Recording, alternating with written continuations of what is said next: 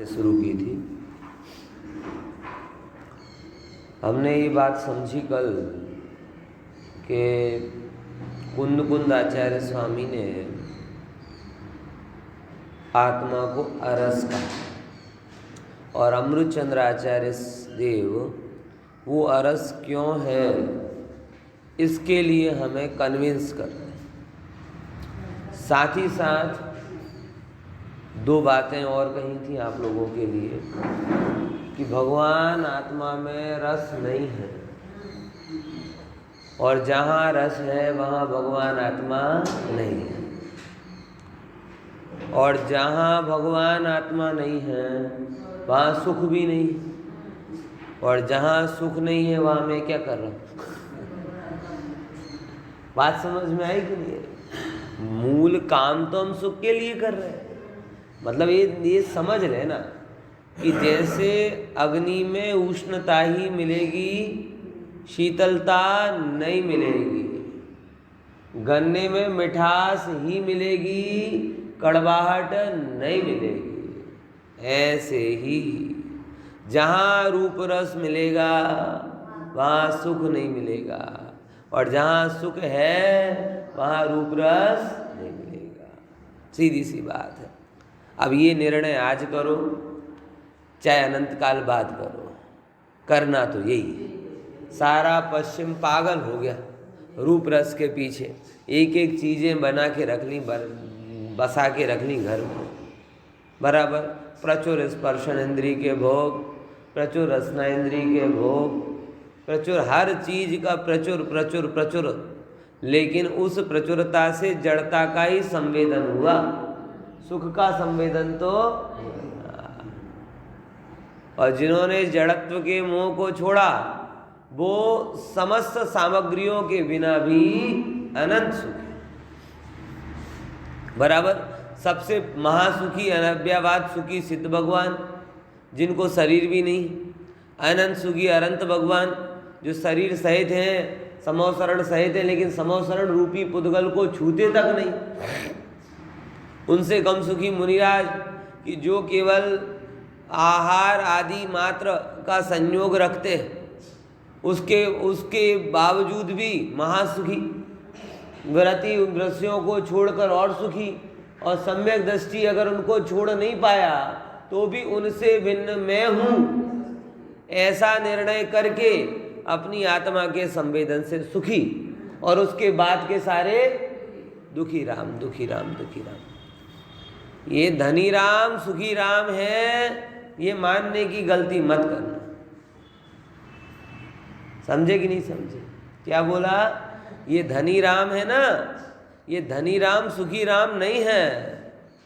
सुखी राम अलग, सुखी राम अलग। समझे कि नहीं समझे? इस चीज को थोड़ा सा विचार करते हुए अपने को चलना। अब अरस की बात में हमने इस तरीके से समझा था कि 3 एंगल तो बता दिए थे कि आत्मा अरस है क्योंकि पुद्गल द्रव्य जो रस वाला है वो मैं नहीं, द्रव्य से भिन्न अरसता। फिर पुद्गल द्रव्य का जो गुण है वो गुण मैं नहीं हूँ, इसलिए गुण से भिन्न अरसता। तीसरे नंबर, जिस द्रव्येंद्री के माध्यम से जाना जाता है, जो द्रव्येंद्री रस को जानती है ऐसी जीवा, वो भी मैं नहीं हूँ, इसीलिए अरस। 3 हो गए। द्रव्य से अरसपना, गुण से अरसपना, और पर्याय वो मतलब द्रव्येंद्री से भिन्नता रूप अरस। अब कहते हैं अगली बात, चौथे नंबर की, जो बड़ी विचारनी, जो चौथा नंबर का पॉइंट पढ़ता हूँ 98 पेज नंबर पर। પોતાના સ્વભાવની દ્રષ્ટિથી જોવામાં આવે તો ક્ષાયોપશમિક ભાવનો પણ તેને અભાવ હોવાથી તે ભાવેન્દ્રિયના આલંબન વડે પણ રસ ચાખતો નથી, माटे अरस है। जो हवे અહીંયા विचार करवानो। दो चीज़ें हो गई। एक तो पुद्गल की संरचना वो कहलाई द्रव्येंद्रिय, ओके, और दूसरे नंबर की बात उस पुद्गल की संरचना के माध्यम से होने वाला ज्ञान, बराबर। अगर वो ज्ञान स्वाभाविक नहीं है, कर्म के क्षोभसम से, इंद्रिय के संयोग से हुआ है, तो मेरा त्रिकाल स्वरूप नहीं। बात समझ में आ रही कि नहीं आ रही? देखो एक एक चीज को अपन पढ़ते हैं। स्वभावनी दृष्टि थी जोबामा आवे तो क्षयोपशमिकनो अभावनो पण अभाव। जो जीव के 5 भाव, बराबर, और 5 भावों में 4 भाव जीव के नहीं है। क्या बोला? 5 भाव कहे जाते हैं। कौन कौन से? औपशमिक भाव, क्षयोपशमिक भाव, क्षयिक भाव, औदैक भाव और पारिणामिक भाव। ठीक है, कहाँ पढ़े हैं आप ये सब? है अंकित भाई 5-7 पुस्तक और उठा के रख दो, नहीं तो फिर पुस्तक उठाने के लिए लोग बार बार होंगे।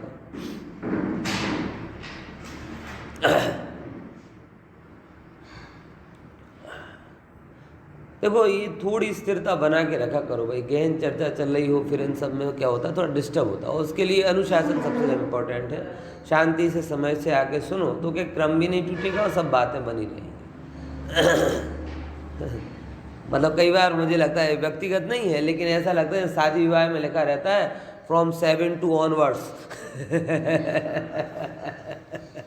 ऐसे हम लोग प्रवचन में भी कई बार ऐसे ही समझ लेते हैं, कैसा कि फ्रॉम 8 to onwards, कि जब तक तुम आओ तब तक चलेगा। है समझ में आया? कहीं स्टार्टर मिल जाएगा तो कहीं डेजर्ट मिल जाएगा, मिल तो जाएगा ही जाएगा। ध्यान समझना, सबको अनुशासन का ध्यान रखना चाहिए।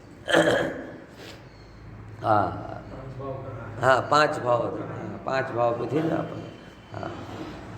हाँ तो जैसे 5 भाव अपन पढ़ते थे तो उन 5 भावों में तत्व सूत्र में आए औपशमिक, क्षयोपशमिक, क्षयिक और औदैक और पारिक। अब इन 5 भावों में 4 भाव में कर्म की उपाधि। क्या है? कर्म की उपाधि। और कर्म की उपाधि जहां जहां आए वो औपाधिक भाव। उपाधि मतलब बाहर से आए हुए भाव, और जो बाहर से आए वो मेरा नहीं। आई लाइन ख्याल में? जो भीतरी हो वो मेरा। बिल्कुल अमित शाह के जैसा कि भाई रोहिंग्या मुसलमान आए नहीं चलेगा।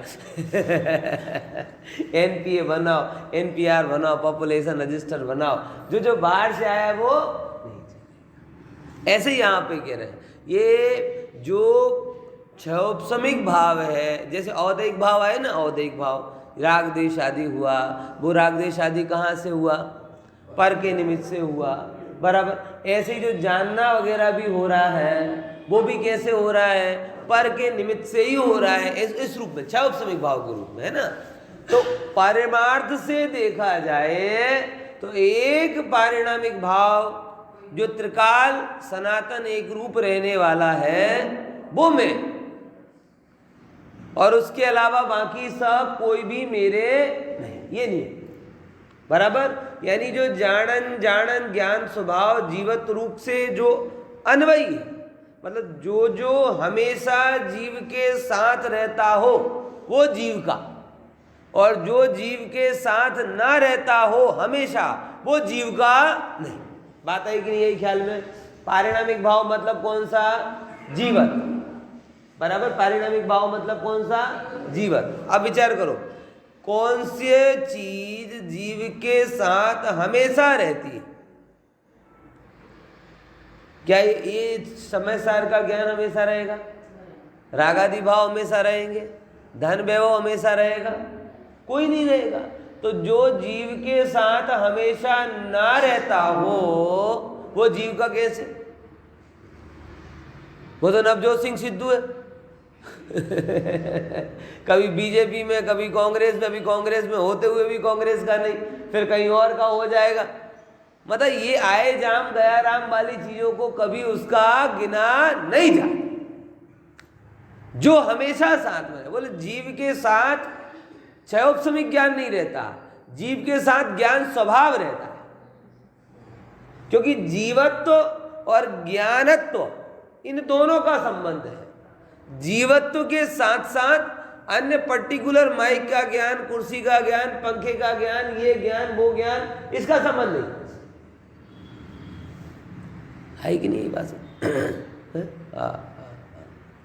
तो जिसका संबंध त्रिकाल हो, स्वभाव से हो, वो जीवत्व, वो में।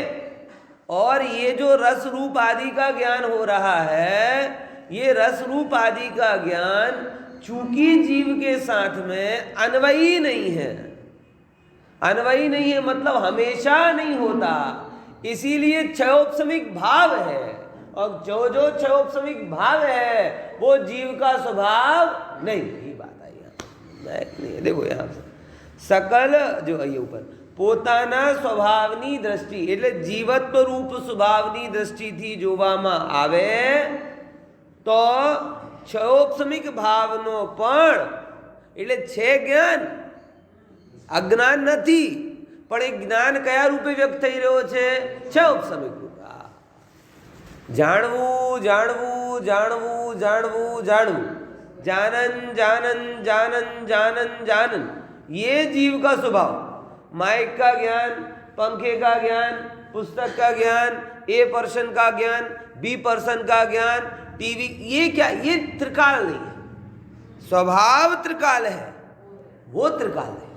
बिल्कुल वैसे ही जैसे मैंने मोबाइल लिया और आपकी फोटो ली, आपकी फोटो ली, आपकी फोटो ली, सबकी फोटो ली, तो इसमें कौन परमानेंट रहा? बोले मोबाइल का कैमरा परमानेंट रहा, मेरा स्क्रीन परमानेंट रहा, लेकिन फोटो बदलती गई। समझ में आया? तो जो परमानेंट रहे वो मेरा स्वभाव। अब किसी की फोटो खराब आ गई, बराबर, तो फोटो को डिलीट करेंगे कि कैमरे को फोड़ देंगे? नहीं आई तो अच्छी कोई बात नहीं, मतलब फोटो खराब आने से कैमरा का स्वभाव बिगड़ गया हो, ऐसे कोई ये जानने में आया हो अच्छा बुरा, उससे मैं खराब हो गया हूं, ऐसा नहीं। क्योंकि मैं चित्र नहीं, चित्र को झलकाने वाला हूं। मैं ज्ञेय नहीं, मैं ज्ञेयों को जानने वाला हूं। ज्ञेय रूप ज्ञान क्षयोपशमिक भाव में आता है और स्वभाव से उत्पन्न ज्ञान पारिणामिक भाव में आता है। जिस जिस ज्ञान में ज्ञेयों की उपाधि है वो क्षयोपशमिक, और जो जो ज्ञान उपाधि रहित स्वभाव है वो पारिणामिक। तो वो मैं हूं और उसमें कोई रस आता, रस आता नहीं मतलब नीरस है। फिर वही बात कि जड़ का रस नहीं, लेकिन चिदानंद चैतन्य का रस तो चलो चल भाई। ये वो रस है कि जिस रस को अनंत काल तक भी अगर सर्वज्ञ भगवान पी रहे हैं तो भी ऊब नहीं रहे। ये वो रस, ज्ञान का रस, जगत का सर्वश्रेष्ठ रस, क्योंकि इस रस के बाद और कोई रस रस लगता ही नहीं, सब नीरस लगते हैं। समझ में आया कि नहीं आया? इसलिए बहुत गंभीरता साथ विचार करो। हे प्रभु, जो रस चैतन्य आत्मा के रस से छलो छल भरा हुआ है वो रस ही मेरा स्वभाव है। जो रस उबन दे दे, जो रस उदासी दे दे, जो रस बेरस हो जाए, वो रस चैतन्य का रस नहीं। जिस रस को अनंत काल तक पान करने के बाद में भी ओ हो उबन ना हो, उदासी ना हो, वो रस मेरा। जड़ रस में ऐसी ताकत नहीं, सच बता रहा हूं। कितने भी आप बढ़िया से बढ़िया रस लेकर आओ, कितनी देर तक आपको बांध के रख सकते हैं, हर रस एक समय बाद नीरस लगने लगता है। ये सारे 5 इंद्रियों की रसों की हैसियत इतनी है, कब तक बांध के रखे?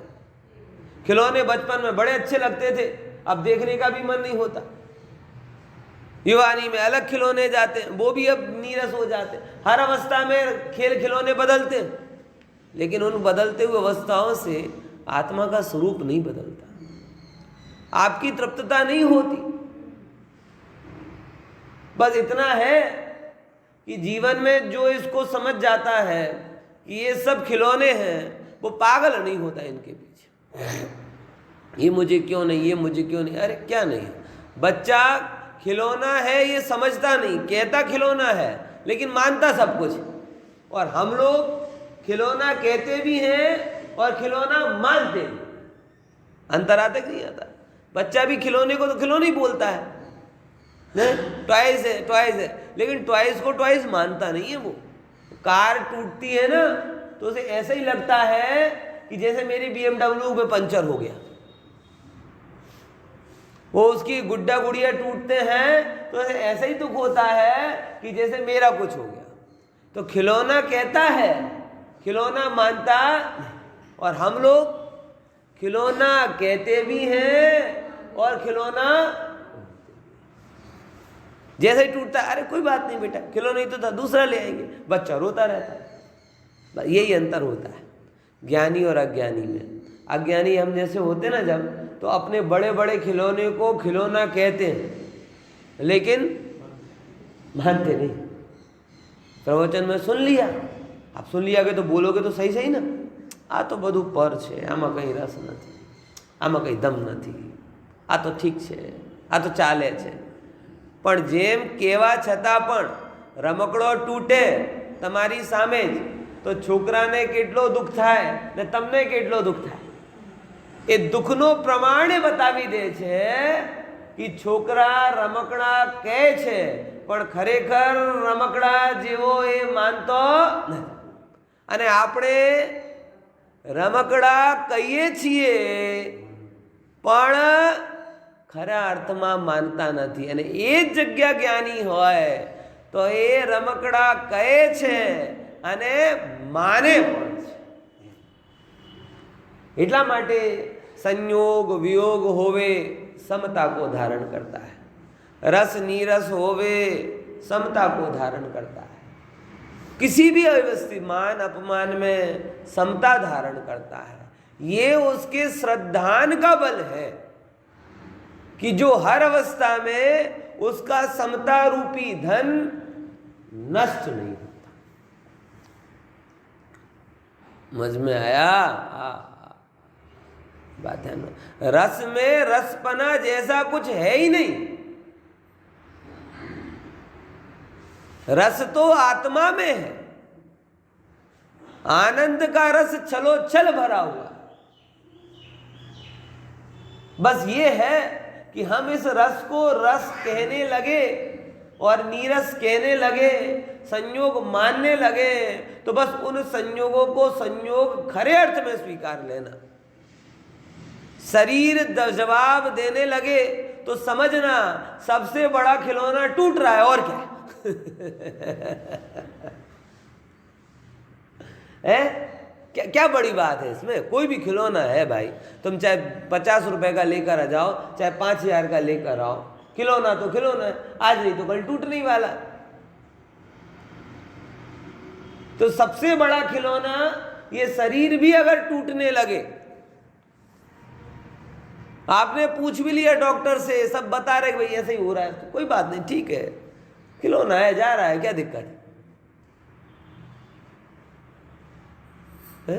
क्या दिक्कत है? मेरा क्या गया, खेला होवे हो गया खेल पूरा, अब चलो आगे।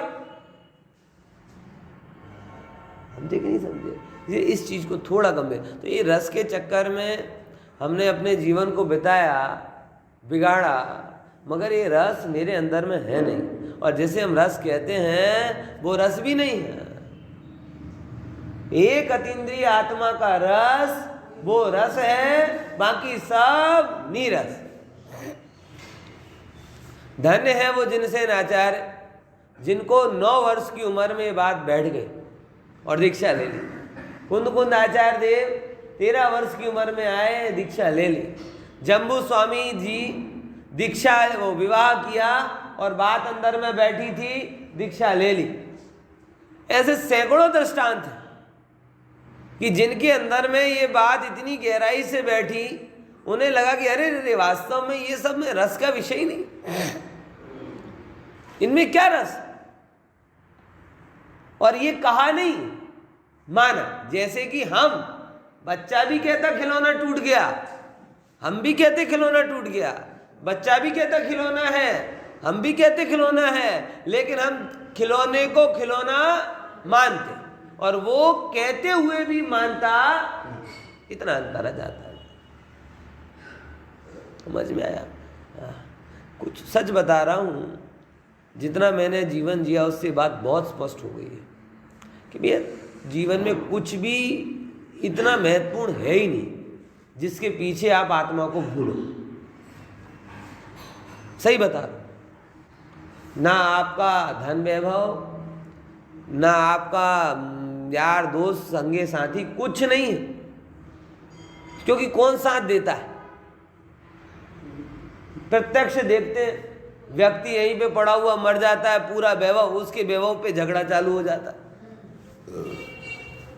संगी साथी बड़े बड़े विचार करते हैं। जब कॉलेज पूरा होता है, हम लोग भी जयपुर में थे, तो बार बार विचार करते थे कि मिलेंगे, हर साल मिलेंगे, ना ऐसा करेंगे ना वैसा करेंगे। सब जब फाइनल ईयर आता है तो ये सब बातें बहुत चालू होती हैं कि भाई 1 साल, और इतने साल हो गए, करीबन 2005 में पूरा हुआ था ना, 17 साल हो गए।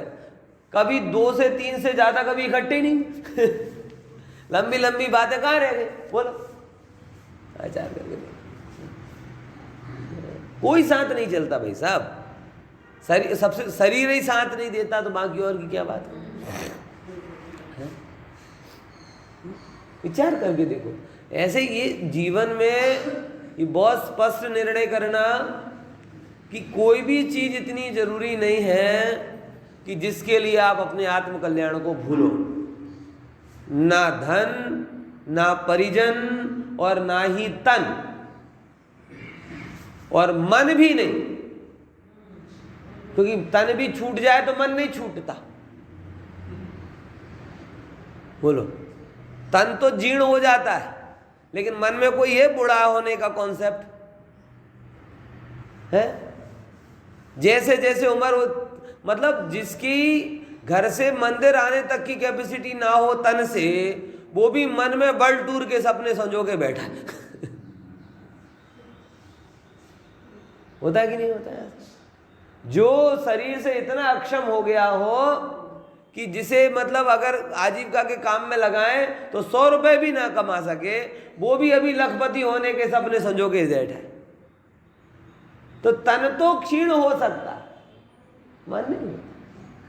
इसीलिए ना धन के लिए, ना परिजन के लिए, ना तन के लिए, और ना ही मन के लिए, किसी भी चीज के लिए आत्मा का विस्मरण करना मूर्खता है। समझ में आया? और ये इतनी बड़ी मूर्खता है कि इसका, मूर्खता तो शब्द बहुत वो है, महापाप है। मैं तो ये कहूं, क्या है? महापाप। और इस पाप का फल ना जाने किस किस पर्याय में, किस किस रूप में हमें भोगना पड़ेगा, ये तो भगवान ही जाने। समझ में आया कि नहीं आया?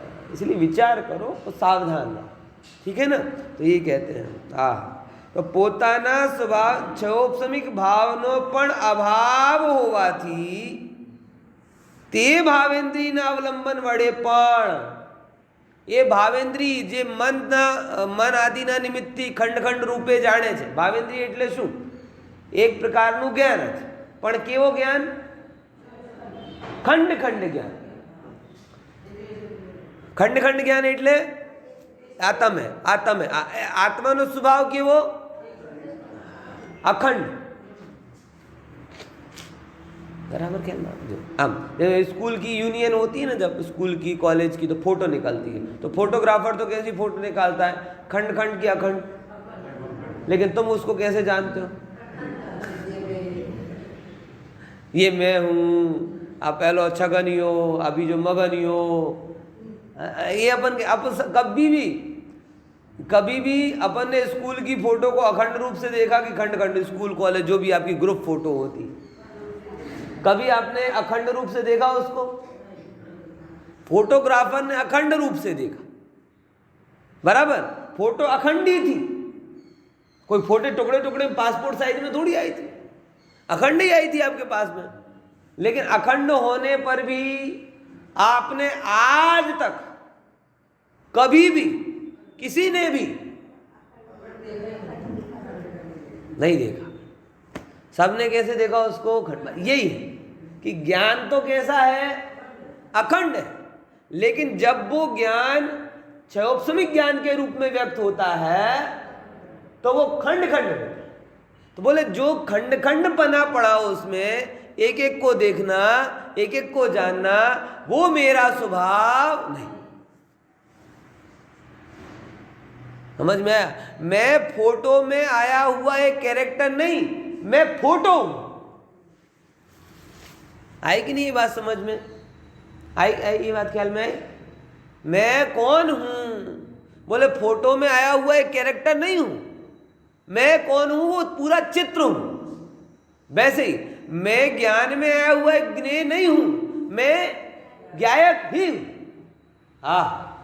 ख्याल में आया कि नहीं है? समझे?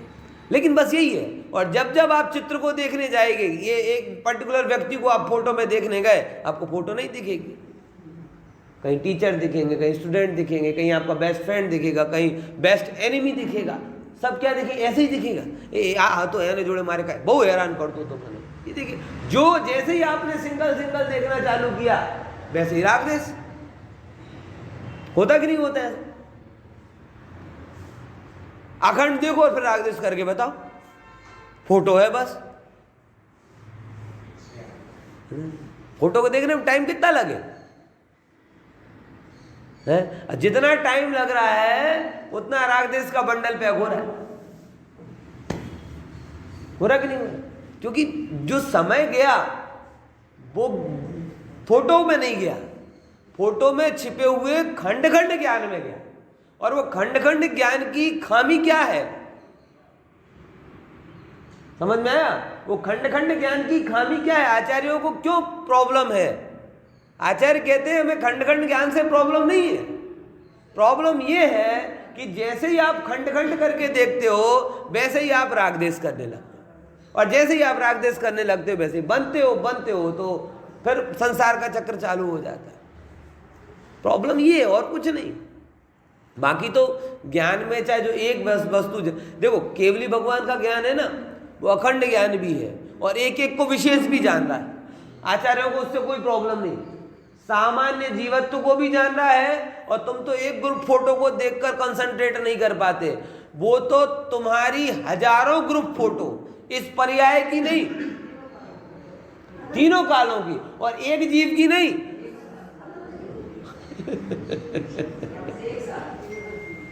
कभी कल्पना करो केवली का ज्ञान कैसा है। तुम विचार करो, तुम तो एक स्कूल के क्लास के संयोग को बता रहे हो, वो भी सब डाये डमरे बन के बैठे थे तब की फोटो है। तुम जितने भी खुरापातें तुमने की है, एक ने नहीं, एक का परमुटेशन कॉम्बिनेशन नहीं, सबके अनंत जीवों का, अनंत जीवों के साथ जो परमुटेशन कॉम्बिनेशन हुआ है कि नहीं? मैथ्स में समझते ना अंकित भाई, परमुटेशन कॉम्बिनेशन कि 10 लोग अगर 10 से हाथ मिलाएंगे तो कितनी बार हाथ मिलेंगे, तो उसमें क्या होता है? 10 फैक्टोरियल आंसर आता है। 10 गुणिया 9 गुणिया 8 गुणिया 7 गुणिया, थोड़ा बहुत मैथ्स मुझे आता है उतना, बस खत्म, इसके बाद मैथ्स मेरा। समझ आया कि नहीं आया? तो 10 गुणा 10 नहीं होगा, 10 फैक्टोरियल हो। ऐसे अनंत जीवों का, अब नवीन भाई को बड़ा आनंद आ रहा होगा मुझे पता है, और किसी को आए कि ना है, सर्वज्ञता को इस तरीके से समझने में गणितज्ञ बड़ा खुश हो जाएगा। है? समझे कि अनंत जीवों का अनंत के साथ जो फैक्टोरियल हुआ वो सब उनके ज्ञान में आ रहा, सामान्य भी आ रहा, विशेष भी आ रहा, और कोई फर्क नहीं पड़ रहा। यानी प्रॉब्लम खंड खंड ज्ञान से नहीं है, प्रॉब्लम ये है कि छदमस्त का खंड खंड ज्ञान अनिवार्यतया रागादि भावों का जनक होता है, और वो रागादि भाव अनिवार्यतया कर्मबंध का कारण होता है, और वो कर्मबंध अनिवार्यतया जीव को दुखी करता है, संसार में रुलाता है। बस प्रॉब्लम ये। तो समाधान क्या? यही तो समाधान। संसार में नहीं रुलना हो तो बांधो मत, बंधना नहीं हो तो खंड खंड मत देखो, रागादि मत करो, रागादि नहीं करना हो तो खंड खंड करके मत देखो। अखंड गिनायक मैं जाननहार हूं, मैं जाननहार, जो दृष्टि का विषय उस पर दृष्टि रखो, और जैसे ही आप दृष्टि के विषय पर दृष्टि रखते हो रागादि भावों का अभाव हो जाता है। यही तो मोक्ष का मार्ग है। अब तुम क्रिया में ढूंढने जाओ, शुभ भावों में ढूंढने जाओ, कुंडलपुर में ढूंढने जाओ, शिखरजी में ढूंढने जाओ है, लेकिन कभी ज्ञेयों से भिन्न ज्ञायक को नहीं देखोगे तो मोक्ष का मार्ग नहीं मिलेगा। समझ में आया? ये वस्तु, इसीलिए ये गाथा इतनी स्वर्ण अक्षरों वाली है, इसीलिए, है ना। तो देखो ये बात मैं इसीलिए कह रहा हूं कि जैसे यहाँ पे बताया ना, वो सब में लगाना, रस में बताया वैसे रूप में लगाना, वैसे गंध में लगाना, सब में सेम वे से बात की है, बराबर।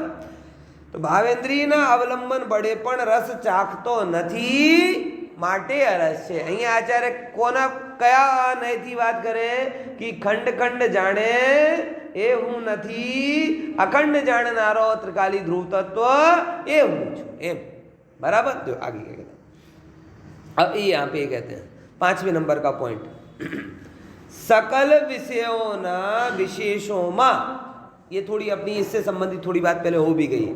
सकल विषयों न विशेषों में साधारण एवं एकज संवेदन परिणाम रूप तेनो स्वभाव हुआ थी, केवल एक रस वेदना परिणाम ने पामी ने रस चाखतो નથી माटे अरस है। ये थोड़ी चर्चा अपनी उसमें हो गई।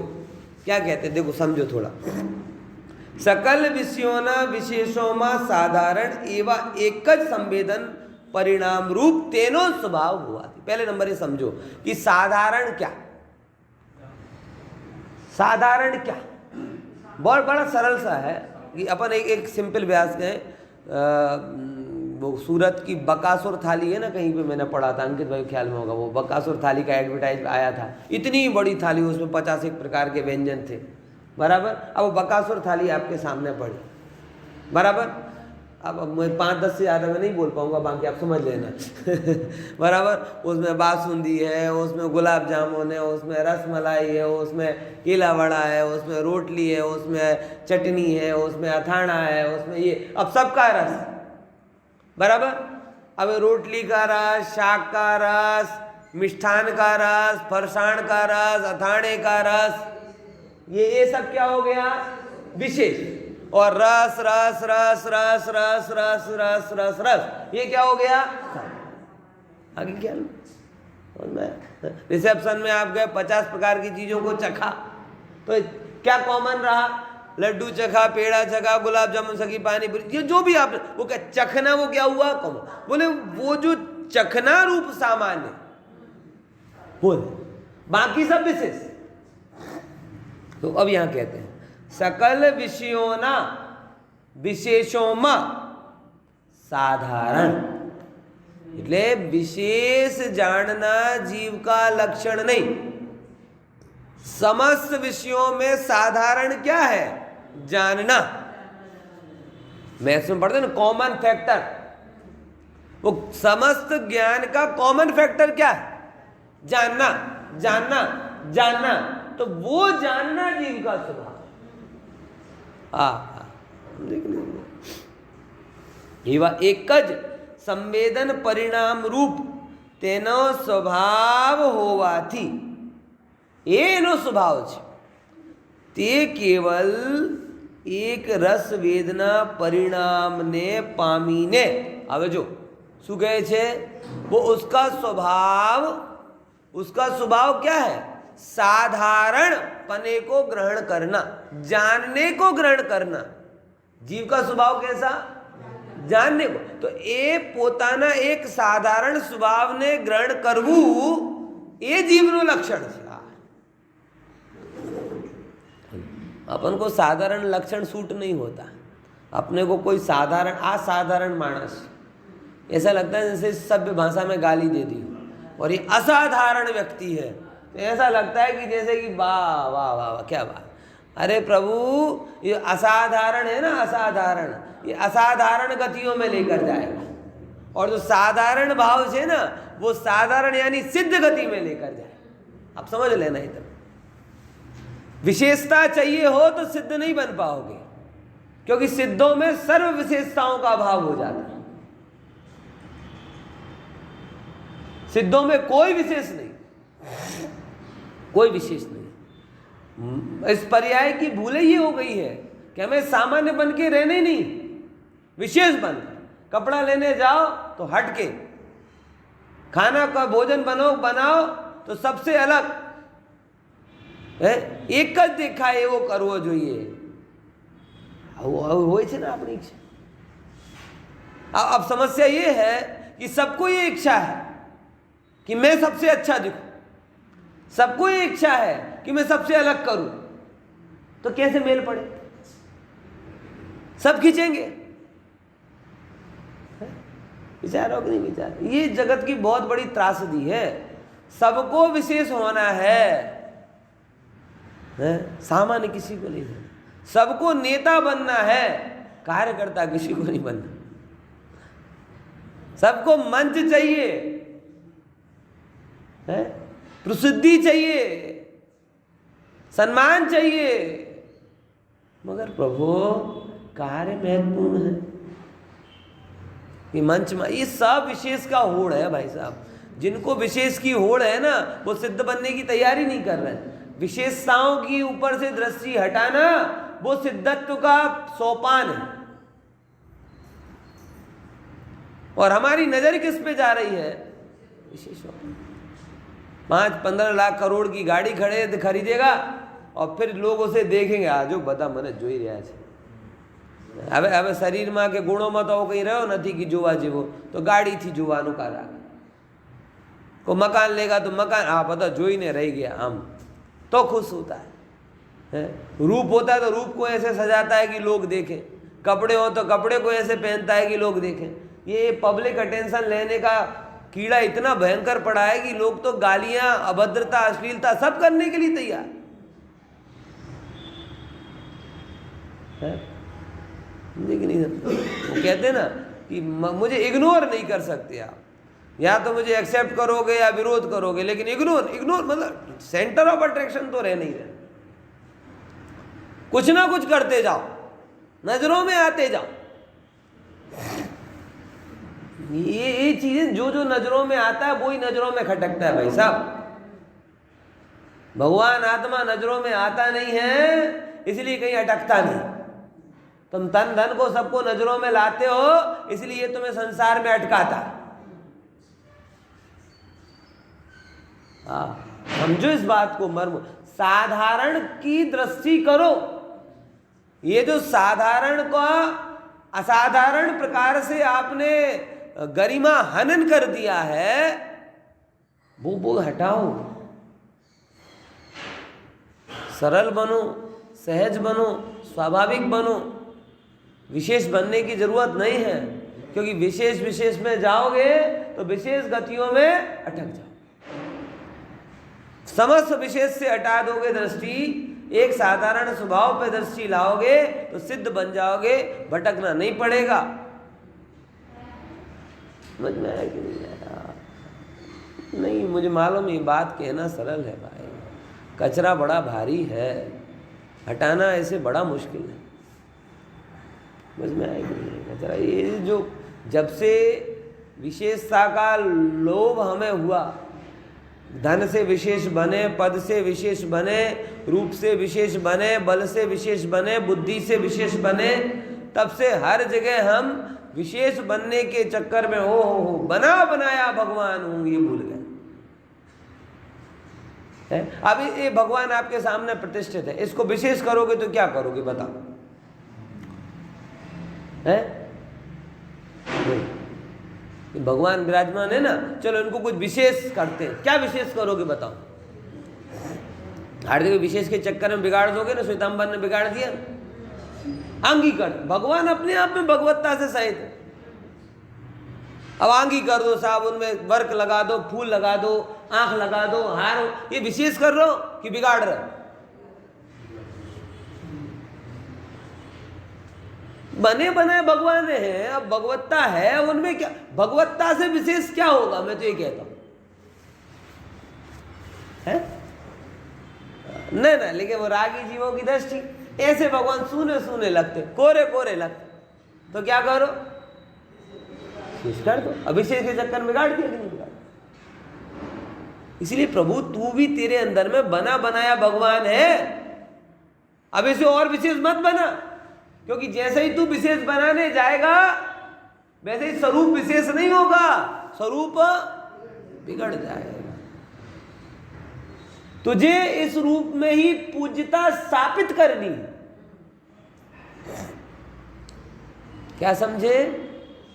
तुझे अपने को इसी रूप में, अहो त्रिकाल सनातन स्वरूप सो मैं, त्रिकाल सनातन स्वरूप सो मैं, त्रिकाल सनातन स्वरूप सो मैं, इस आधार से ही अपने आप को पूज्यता स्थापित करनी।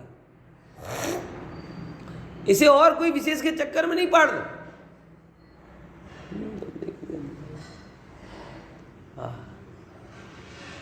अहमपना स्थापित करना है, एकत्वपना स्थापित करना है। विशेष, सारा जगत विशेष के चक्कर में पड़ा, मंदिर बनवा इसे क्या हुआ भाई? तुम भगवान भगवत्ता के रूप में पूरे, मतलब पूर्ण शुद्ध दशा है भगवत्ता, उससे और विशेष कुछ नहीं है, केवल ज्ञान हो गया, अनंत सुख। अब क्या करोगे? उसकी प्रतिमा विराजमान कर दी, अब तुम क्या चवन्नी अठन्नी की बातें करते हो?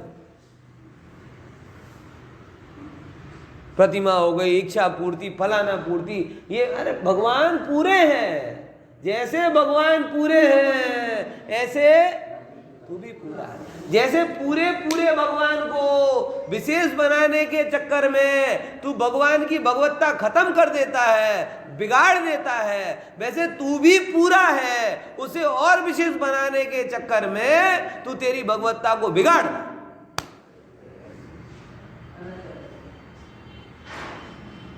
नहीं, असाधारण व्यर्थ है, साधारण सार्थक। ओहो, स्वभाव का मान है इसमें। साधारण कहने में क्या है? स्वभाव का मान। अगली बार कोई आपको साधारण बोले, ओहो बहुत बहुत धन्यवाद भैया, तूने मुझे सिद्धों के जैसे गिना।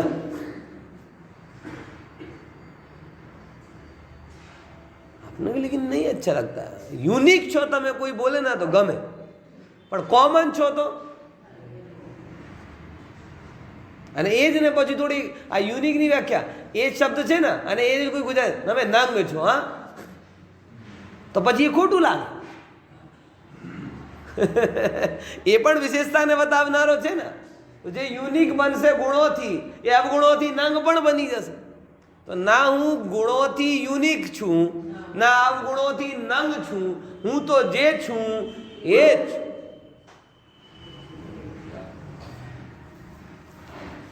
समझ में आ रहा है? हाँ हाँ, ये गजब है भाई, क्या कहें. तो सकल साधारण एवा एक ज संवेदन परिणामना स्वभाव होवाथी बस હું બધાને જ સામાન્ય સાધારણ જાણું છું, જાણું છું, જાણું છું, જાણું છું, આવો સ્વભાવ હોવાથી કેવલ એક રસવેદના પરિણામને પામીને રસ ચાખતો નથી. એટલે હું તો બધાને જાણનારો છું, તો તમે એકલા સ્પેશિયલ મને રસથી કેમ જોડો છો? માટે આ રસ છું. હા, કેમ કે રસ થયો વિશેષ અને હું કેવો સામાન્ય. રસ થયો અસાધારણ અને હું કેવો સાધારણ. રસ છે જ્ઞાનની મુખ્યતા અને સ્વભાવ કેવો છે જ્ઞાયક. તો હું તો બધાને જાણનારો છું. બરાબર. જેમ કે રતન ટાટા હોય ને, રતન ટાટા, હવે તમે એમ કહો કે તમે એક TCSના પ્રમુખ છો, તો પછી શું કે અરે કેવી વાત કરો છો, જો મારી તો 100થી વધારે કંપનીઓ છે, જો તમે મને માત્ર એક સાથે જોડશો તો બાકી 99નું શું થશે? ખબર પડી ને? દ્રષ્ટાંત થોડો કોર્પોરેટ કલ્ચરનો છે, ઓછા લોકોને ખબર પડી હશે, પણ પડી જશે. એટલે જે સર્વ કંપનીઓનો સર્વે સર્વા હોય એને માત્ર એક કંપની સાથે જોડી દીધું. એ કહે છે ના, હું એકલો ટાટા છું પણ ટીસીએસ નથી, કેમ કે હું સોનાટા પણ છું, હું તનિષ્ક પણ છું, હું બીજા બધા જે એમની છે મને બહુ ખબર નથી, એ બધામાં છું, તો હું તો સામાન્ય છું.